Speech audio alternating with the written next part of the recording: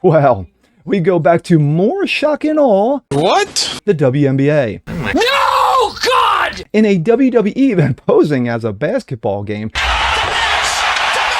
the ESPN ladies crew defends DeJohnette's over Sophie and mentions nothing about white privilege. Everything is sexist. Everything is racist. What?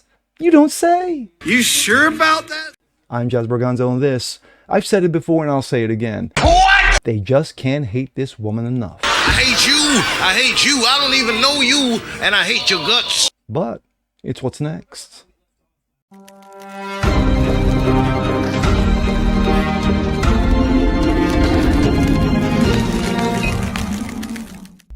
What's up, ladies and gentlemen? Jazz Berganzo, what's next? Your daily dose, common sense, facts, and salt.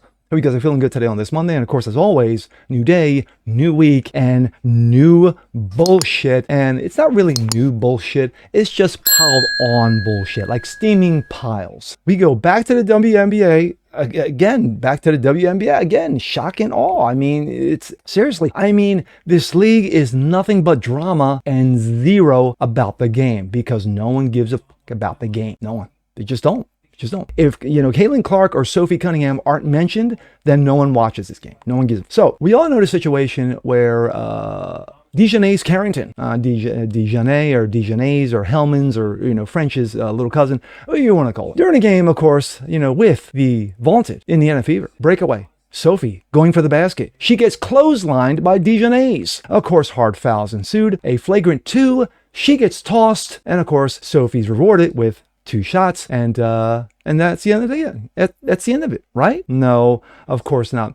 The ladies at the ESPN, the WNBA ladies, had something to say in regards to how this was a vicious foul by DeJohnette's. She deserved to get thrown out of the game, and of course, mentions white privilege and defends Sophie.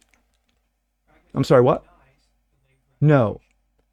Mentions nothing about white privilege and defends Carrington? What? This, coming from Outkick. WNBA media defends DeJohnette's after dangerous Sophie Cunningham hit reveals glaring bias. No. Carrington posted the white privilege at Indiana Fever, on X of course, after catching Cunningham above the neck on a transition layup. WNBA media wasted no time jumping to DeJohnette's defense after her dangerous hit on Sophie Cunningham earned her a flagrant 2 and an early shower Saturday night. Carrington got the boot after catching Cunningham above the neck after she was literally clotheslined as the Fever guard went airborne for a transition layup. But instead of taking her lumps, Carrington retreated to the locker room and immediately pulled out her phone, because of course she did, posted white privilege on Threads. Just like that, Carrington's turned punishment for her own reckless play into an accusation about racisms. If anything, the response warranted even greater scrutiny. Instead, WNBA media circled the wagons, because of course they did, around Carrington and downplayed the hit. These are plays we've seen from DeJohnette, right? So getting in the right position, jumping over the top, getting these transition blocks. She's always going to make that effort. So even for some of these, she's behind the offensive player coming over the top. So again, she was behind Sophie Cunningham. Now I'll give her that. Those two clips, true. Carrington was behind the player both times, got a piece of the ball both times. That's all I'm going to give her. She wasn't able to get over the top. Had she got over the top and made that play, we wouldn't have been talking about it. There's no way that she was going to be able to make a play on the ball when she was even close to the ball. Sophie kept the ball away from her, which is what you're supposed to do when driving on a layup or going for a dunk or what have you. That's if you played in the men's league. Anyway, but she was nowhere near it. She was going to clothesline her. And she did. Too far behind the play, the contact above the head was too much, but that's what DeJohnette Carrington does. Like, it's not, this wasn't to me, this wasn't because it was Sophie Cunningham making the layup. No, couldn't be about that. Of course, you can see that, and there you can see the obviously, it's just obvious that she was going clearly for the ball, and she went for the ball, and of course, by doing that, she mistaken Sophie's head as the ball, and again, clotheslined her.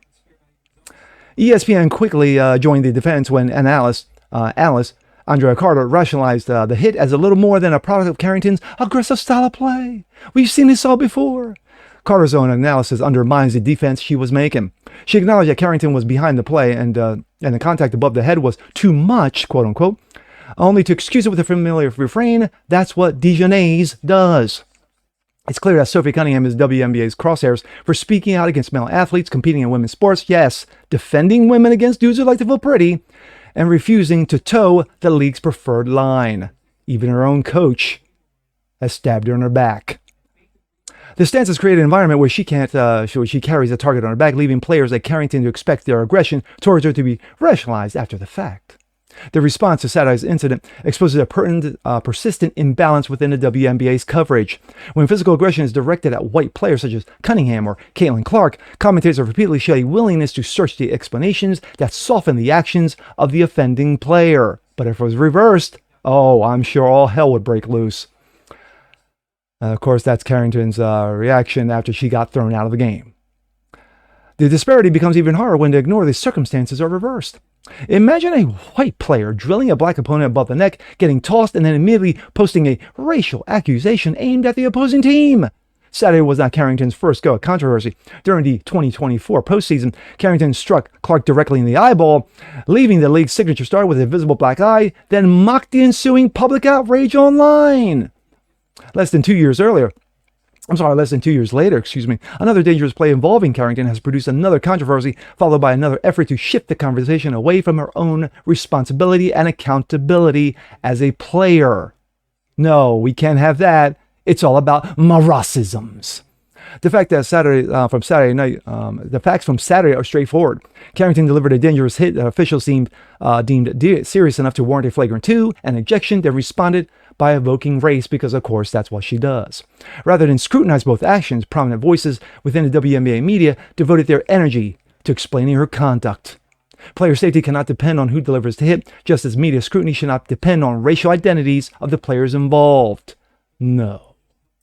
Here's Cunningham up ahead of the field, lays it in, plus the foul, and then Cunningham gets into the face of Dijonais Carrington right away in the aftermath. Right in there, wrapped her arms around her teammate to make sure this did not escalate any further. You see Timpson right there grabbing her and just getting her out of the way. Criteria for flagrant foul. I'll be stunned if this is not upgraded to a flagrant 2. And Dijonais went straight onto Threads after being ejected and said white privilege and tagged Indiana Fever. The fact of the matter is this. It was a clear play that she had no play on the ball. Clearly. Anybody with a commonsensical eye and even a half a brain in their heads are going to say that she was nowhere near the ball. She made a play on Sophie's head and basically was a vicious hit that could have been a lot worse. But for the ladies' crew to basically just discard the white privilege comment that came just seconds after she got tossed is irresponsible.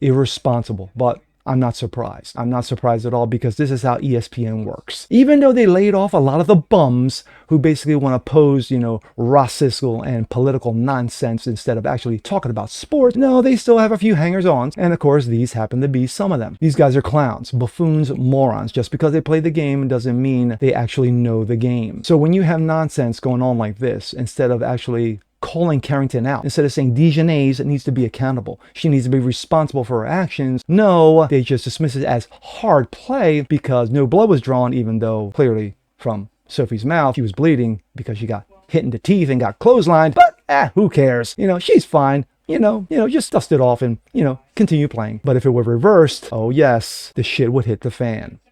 And with that being said, I'm Jazz Berganzo. This is What's Next. Want to see more like this? Please leave a comment below. Like it, share, subscribe to it. Hit that notification bell so you guys never miss a thing. Continue spreading the word about the show. Appreciate you guys watching as always. And we'll see you next time.